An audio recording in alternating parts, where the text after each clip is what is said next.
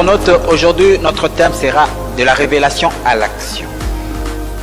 Le passage qui sera la base de notre message d'aujourd'hui est dans le livre de Hébreux 10, verset 7, tel que nous allons voir sur cet écran géant, avec la complicité de ma réalisatrice, la sœur Sarah Hulou, suivant un peu le passage biblique dont est fondé le message d'aujourd'hui. Chers internautes, de la révélation à l'action. Nous devons savoir, lorsque nous parlons de la révélation à l'action, il y a deux temps. Il y a le temps de la révélation, qui est le temps de l'annonciation de la révélation, et il y a le deuxième temps qui est le temps d'action, qui est le temps d'accomplissement. Le temps où la révélation doit être mise en exécution, la révélation doit être accomplie. Voyez-vous? Nous donnerons ce passage par rapport à notre nation, la RDC. Voyez-vous? Mais avant cela, bien chers internautes, permettez-moi de saluer tous ceux qui soutiennent cette émission de loin comme de près. Je m'en irai saluer du côté de Massine, mon père spirituel, le prophète de la nation, Néhémie Lomanga. À l'église Porte des Canas, je m'en irai saluer le pasteur de l'église Goshen, le ministère pentecôtiste Goshen, Gilles Dibazola, ainsi que tous les fidèles de l'église Goshen. Je m'en irai saluer du côté de la mission Trompette. Je saluerai l'ancien Hippolyte Zimamp et tous les fidèles de l'église mission Trompette. Bien cher Antoine, de la révélation à l'action. Au temps de la révélation, Dieu envoie des prophètes d'annonciation, ceux qui viennent pour annoncer, pour rêver, pour donner des oracles par rapport à une nation, par rapport à un homme, par rapport au dessein de Dieu. Et Dieu envoie des personnes, des messagers qui viennent annoncer, proclamer des oracles, des révélations. Mais après ce temps, il y a le temps de l'accomplissement qui est le temps où on doit exécuter, le temps où Dieu commence à exécuter ce qui a été révélé longtemps d'avance. À l'exemple du temps de la révélation, le temps de l'annonciation, il y a eu des prophètes d'annonciation tels que Ésaïe, dans le livre de Ésaïe 45, il a eu à annoncer la venue de Cyrus.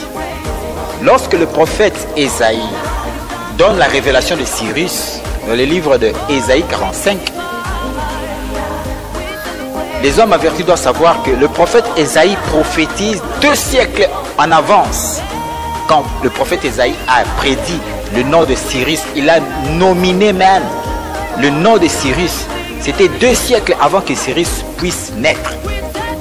Et le prophète Ésaïe, dans le livre d'Ésaïe 45, c'est un prophète d'annonciation. Voyez-vous?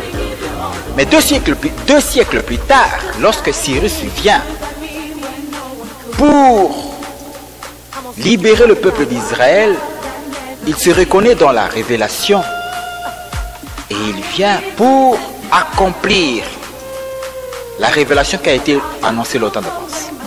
Dans le passage de notre base biblique, Hébreux 10, verset 7, là, c'est le Seigneur Jésus-Christ lui-même qui se reconnaît dans la révélation d'Ésaïe, du livre d'Ésaïe.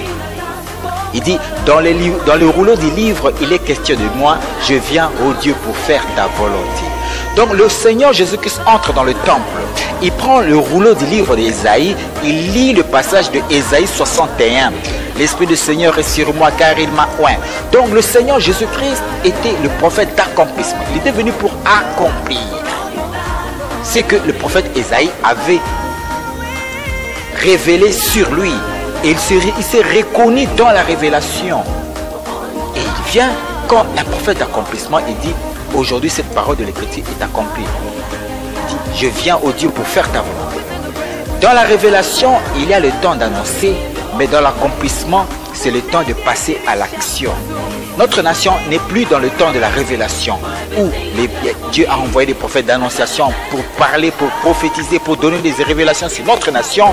Maintenant, bien chers internautes, maintenant, corps de Christ, nous devons savoir, peuple chrétien, nous sommes au temps où Dieu est en train d'accomplir. Nous sommes au temps de passer à l'action et les chrétiens doivent se lever pour passer à l'action. Nous sommes au temps de l'action, de passer à l'action. comme le Seigneur Jésus-Christ, il s'est reconnu dans la révélation. Nous sommes de la génération de Josué, la génération de ceux qui viennent pour posséder cette nation, la RDC. Peuple chrétien, nous devons savoir que depuis le 23 juin 2019, le pouvoir a été remis entre les mains de notre Seigneur Jésus-Christ. Et le Seigneur Jésus-Christ, il est la tête de l'Église. Et le Seigneur Jésus-Christ, il est la tête, le chef, le mari de l'Église. Et l'Église, corps de Christ. Donc le pouvoir est spirituellement entre les mains de l'Église. Mais l'Église doit savoir qu'il doit posséder Cana. La possession de Cana demandait une action physique. Il y a la part de Dieu, il y a aussi la part de l'homme. Dans le livre de Jean, il est dit, Christ dira, mon Père agit, moi aussi j'agis. Quand Dieu fait sa part, il faut que l'homme fasse aussi la sienne. L'Église doit se lever. L'Église doit prendre possession de cette nation, la RDC.